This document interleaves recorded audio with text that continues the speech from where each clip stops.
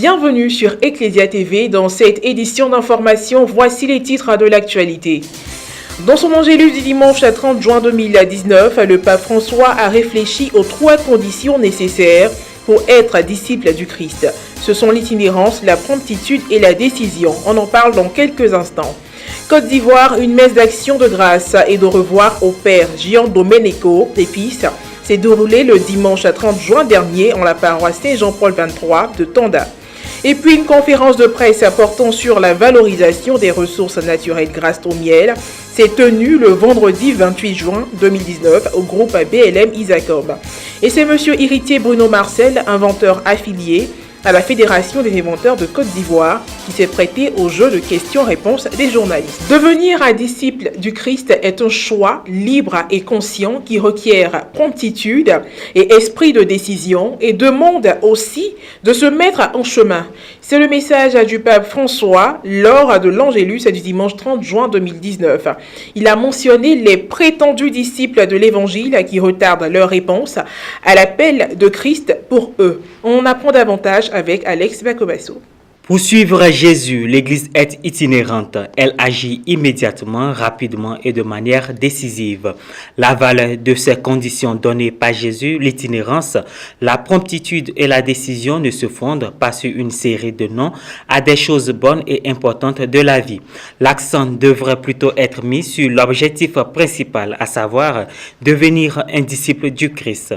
Le pape s'est plaint de ceux qui tentent d'utiliser Jésus pour faire carrière ou acquérir une place de prestige plutôt que de passionner pour le Christ et l'Évangile. Après la prière de l'Angélus, le pape François a rappelé la réunion historique qui s'était tenue le même jour entre le président américain Donald Trump et le dirigeant nord-coréen Kim Jong-un. Les deux dirigeants se sont rencontrés dans une zone démilitarisée en Corée du Nord, faisant de Donald Trump le premier président américain à entrer dans le pays. Le souverain pontife a aussi affirmé qu'au cours de ces dernières heures, nous avons vu en Corée un bon exemple de culture de la rencontre. Il a salué les protagonistes et a prié pour qu'un geste aussi important puisse constituer un pas supplémentaire sur la voie de la paix, non seulement dans la péninsule mais aussi pour le monde entier.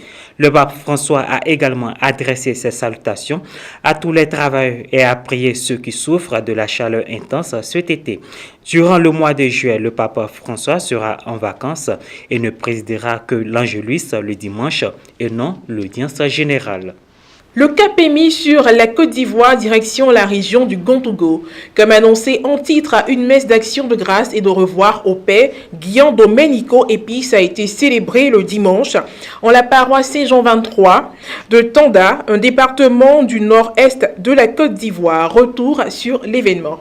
Chers frères et sœurs, la parole de Dieu que nous avons écoutée ce matin nous rappelle qu'il y a une chose qui est urgente. Aujourd'hui, comme au temps de Jésus, il y a une chose qui est, on peut dire, prioritaire, un avantage. Je cherche le bonheur, donc je veux embrasser Jésus. Je cherche Jésus. Je cherche ma réussite, donc je demande à Dieu de faire ce que j'ai besoin. Mais est-ce que es-tu prêt à vivre ces limites qui font partie de la vie? Pas de maison, pas de confort. Le Fils de l'homme n'a pas un endroit où reposer la tête. Es-tu prêt, cher chrétien, à abandonner toutes ces richesses, ces commodités de la vie pour suivre le Christ? Es-tu prêt à renoncer à tout ça là pour te donner totalement à l'Évangile? Je suis le Père Domenico Epis, né le 1er mai 1979 dans le village de Frérola, un petit village de 380 habitants dans les montagnes de Bergame à 750 mètres d'altitude. Père Domenico, maintenant de bénir les enfants.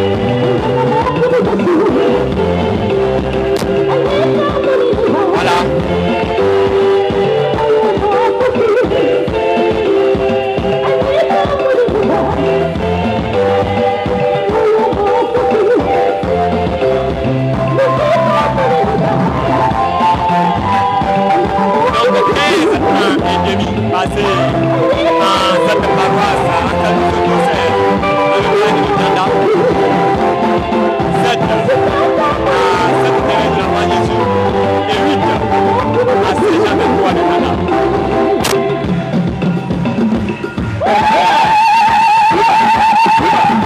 le nom du Seigneur.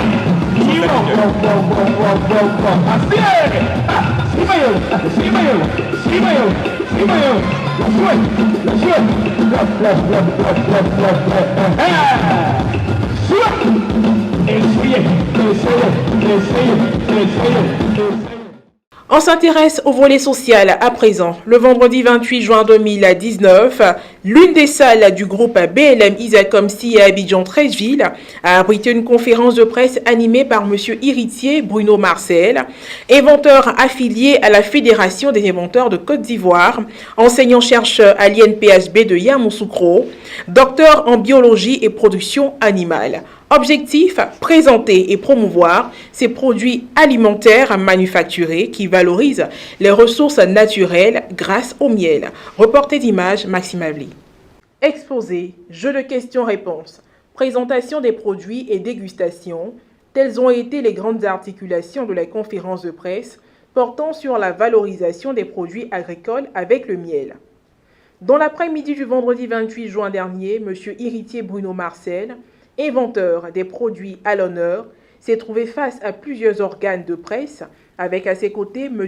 Pierre Djibril Koulibaly, président des inventeurs et innovateurs de Côte d'Ivoire, et Mme Dali, chargée de communication puis représentante de la structure Dune de Miel, qui promeut et commercialise les différentes inventions. M. Héritier a tout d'abord fait un exposé succinct sur l'origine de ces produits. Il s'agit d'un projet panafricain sur les abeilles, dont les initiateurs sont le Bureau interafricain des ressources animales de l'Union africaine, UABIRA, puis le Centre international pour la physiologie et l'écologie des insectes, ICPE, soutenu par l'Union européenne et le ministère ivoirien des ressources animales et halieutiques. Le principal but du projet est de renforcer la contribution des abeilles et des autres pollinisateurs à la sécurité alimentaire, puis à l'amélioration des moyens d'existence en Côte d'Ivoire, plus en Afrique. Par la suite, il s'est livré sans concession dans un échange aux hommes de médias présents. Quelques éléments de réponse aux questions. On ne prend pas le feu pour tuer les abeilles. Voilà. Donc c'est quand on prend le feu pour tuer les abeilles avant de les récolter, qu'on détruit le miel à partir du moment où on n'a plus le feu. Parce que le feu, il caramélise le miel. Et le miel caramélisé, il n'est pas bon. Bon, je ne vais pas entrer dans les détails, mais seulement ce que je peux vous dire, c'est que nous faisons en sorte que le miel que vous avez ici, c'est du miel qui vient des apiculteurs. Et les apiculteurs, il faut du miel sans feu. C'est vrai que j'utilise la fumée, mais la fumée a le rôle de calmer les abeilles, mais pas de brûler le miel. Et du coup, on a du miel de qualité qui n'est pas mauvais. Voilà. Donc ça, à ce niveau, il n'y a pas de problème. Maintenant, quant à la production de miel, elle se porte très bien. Aujourd'hui, quand vous allez sur le territoire ivoirien, vous demandez du miel, il arrive un moment de l'année, à partir de juin, juillet, il n'y a presque pas de miel. Le miel produit est fini. Ça veut dire que le miel est beaucoup consommé.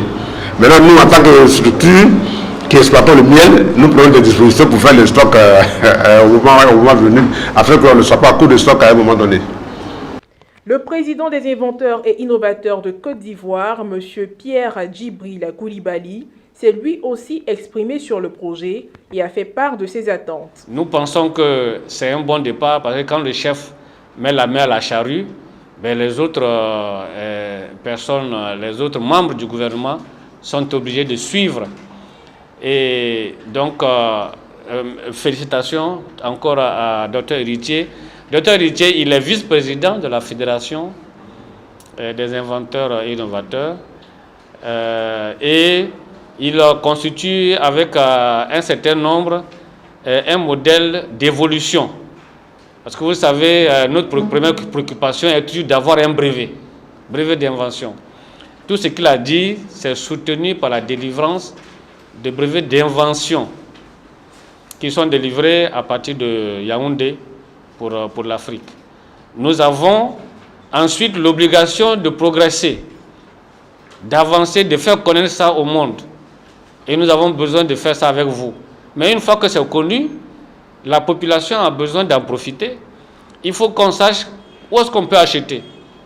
Les questions que vous avez posées, c'est les questions que tout le monde se pose. Après que la séance a été levée, Mme Dali s'est quant à elle chargée de présenter les différents produits que sont les pâtes à tartiner au café, au cacao, au baobab et au bissap, les plaquettes de chocolat, les fèves crues de cacao enrobées de baobab, de petits colas, le produit phare de la structure, puis des granulés de petits colas et de baobab.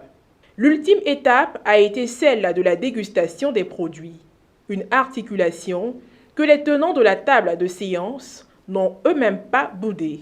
Soulignons que chaque participant a pu retourner avec un paquet contenant au moins un exemplaire de chaque produit alimentaire. La plateforme nationale, créée relativement au projet, vise à promouvoir l'apiculture et est présidée par Dr Héritier Bruno Marcel. Nous ouvrons de nouveau le chapitre religieux. Lors de nos précédentes éditions, nous vous avons annoncé la nomination du père Bruno Esso-Yedo comme nouvel évêque du diocèse de Bondoukou.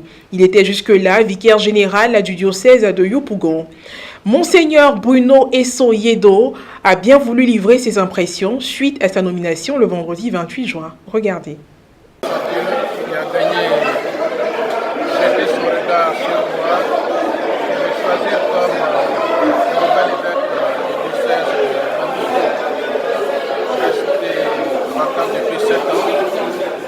À l'endroit de ma nouvelle famille du diocèse de Bondoukou, je voudrais exprimer ma joie de façon respectueuse, leur dire que leurs prières ont porté. J'ai entendu leurs prières. Désormais, ils ne sont plus seuls. Je serai bientôt avec eux pour que nous continuions le travail ensemble avec les enfants, les jeunes, les adultes, les prêtres, les religieux, les gens de bonne volonté, pour faire continuer le travail d'évangélisation. Les frères et sœurs, les prêtres musiciens de Yopougon, ce sont des frères. Ce sont des frères. Depuis que j'ai été séminariste ordonné, je vis dans ce diocèse. Et c'est avec un péchement au cœur que je vais partir. Il faut partir. Je serai heureux s'il continue de prier pour moi, s'il continue de me soutenir. Le diocèse de Bondoukou, à l'est de la Côte d'Ivoire, était vacant depuis 2012. Une longue période de vacances qui commençait à susciter l'impatience des fidèles. Toujours en Côte d'Ivoire, à éducation. Les épreuves écrites de la session 2019 du certificat d'études primaires élémentaires CEPE, qui enregistre 552 115 candidats en Côte d'Ivoire, ont débuté ce lundi sur toute l'étendue du territoire national, avec des dispositions convenables contre la fraude. Les détails avec Alex Yao. Un grand tirage au titre de l'année scolaire 2018-2019 se poursuivent ce lundi 1er juillet 2019 avec 558 168 candidats en liste pour le certificat d'études primaires et élémentaires CPE et le concours d'entrée en 6e.